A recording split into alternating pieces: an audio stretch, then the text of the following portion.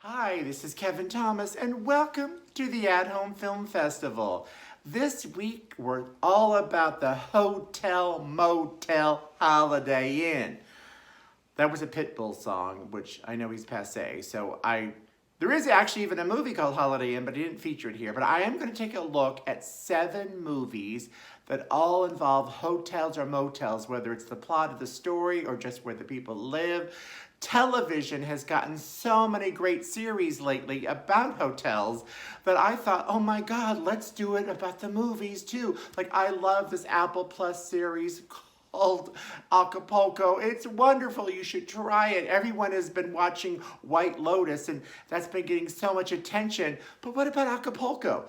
And for movies, there are many, many great ones we may have seen over the years. I'm going to remind you of a few classics, introduce you to some maybe not so known, but I can't wait, so let's start now. We might as well start with a classic, Grand Hotel. This came out in 1932. By the way, it's on HBO right now. And it won the Oscar for Best Picture. And you know what? It won 0 other Oscars. There's been very few times that that's happened. And I don't even think it was nominated for anything else. So I think 3 times, if I'm not mistaken, movies have been nominated only for Best Picture, but this is the only one that won Best Picture with no other Oscars. It's got the greatest cast. It's got Greta Garbo, Joan Crawford, Wallace Beery. Everybody's amazing. Oh, Lionel and John Barrymore. It takes place in what's happening at different people who are staying at a hotel. Very, very wonderful. Love this film. And it became a Broadway musical in the 80s. So of course, I would love that. You should try this out because it's the classic of all classics, Grand Hotel. A more recent classic is The Best Exotic Marigold Hotel, which you could watch on Hulu. It's about a bunch of older friends that get together, decide to go to this hotel that looks like a great place to vacation, but it's completely falling apart. But they together as friends want to help the people, so they get together to try to improve the hotel, almost like staff, while also meeting locals and really having the time of their life, even though at the beginning they thought they might as well just go back home. Love, love, love this movie. It's a classic in my heart. By the way, do not watch the sequel. It's not even half as good as this movie, but do watch this one, The Best Exotic Marigold Hotel. And as you could see, it's full of great actors from the UK. We have Maggie Smith. We have Judi Dench.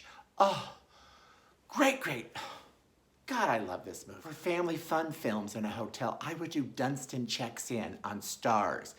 It's about a family that lives in a hotel, so the boys have to do whatever they can to be entertained. It's very hard to do in a hotel.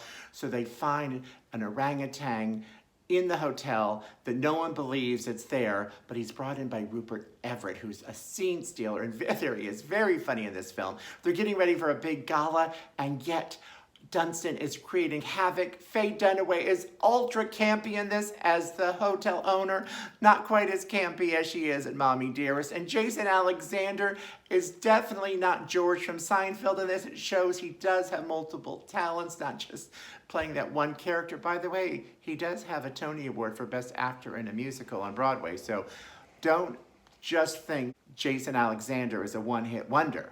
Anyway, bring your family along and check into Dunstan Checks In. Speaking of kids and hotels, how about motels?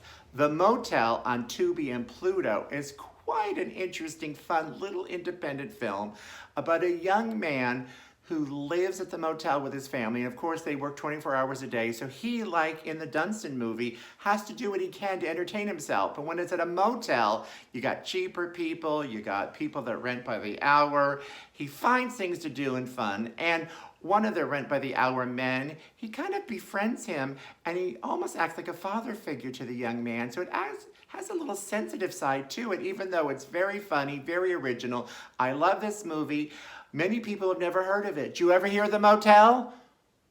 I didn't think so. Watch it now and get up to date. Back to Stars, we have Dirty Pretty Things. With Audrey Tautou going to a hotel, everything seems up and up there, but there's an underworld going on where people are selling and buying organs and the things that the hotel staff does to cover it up and get involved and make a little money on the side.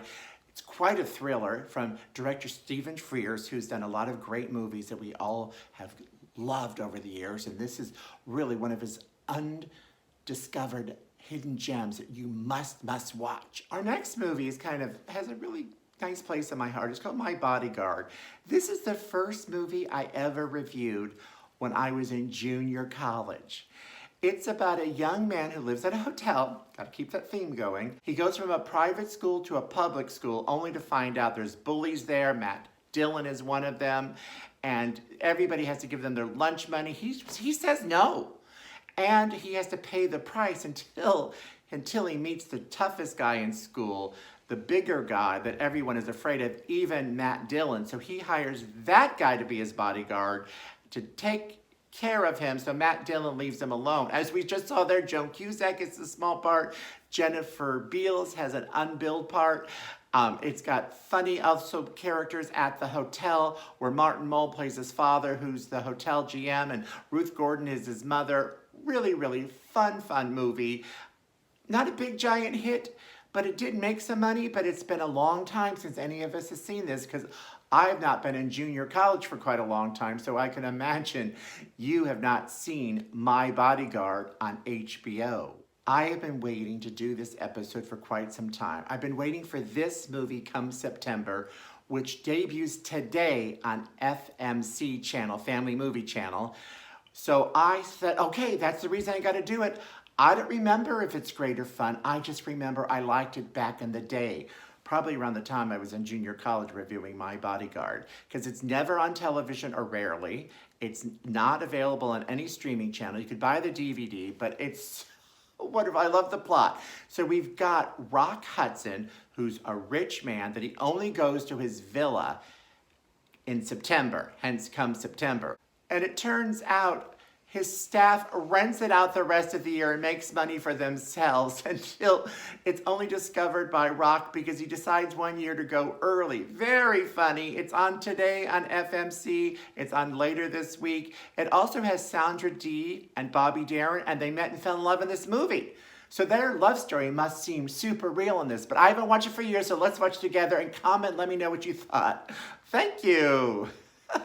Well, that's our show of the week. Thank you for tuning in. As we leave, I'm reminding us of White Lotus, was on HBO. It's about hotels. Here's scenes from season 1. It won a whole bunch of Emmys. We all know what White Lotus is. But comment and tell me what other hotel movies you might like. And feel, of course, free to share, yes, and subscribe.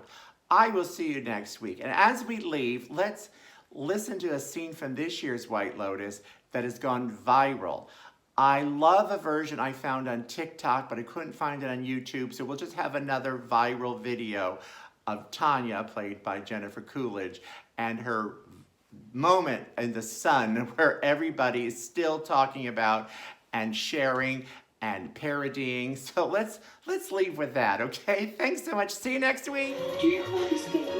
Do you understand? Do you understand? I may be paranoid, but I need you to drive me in the boat. Drive the boat to the shore. Make a vision. Save me? Yes. Please. These gays. They're trying to murder me. Please. These gays. These gays. And then these gays. They take me off to Palermo. And then they set me up with this guy who's in the mafia. And he's coming here, I think, to try to throw me off the boat.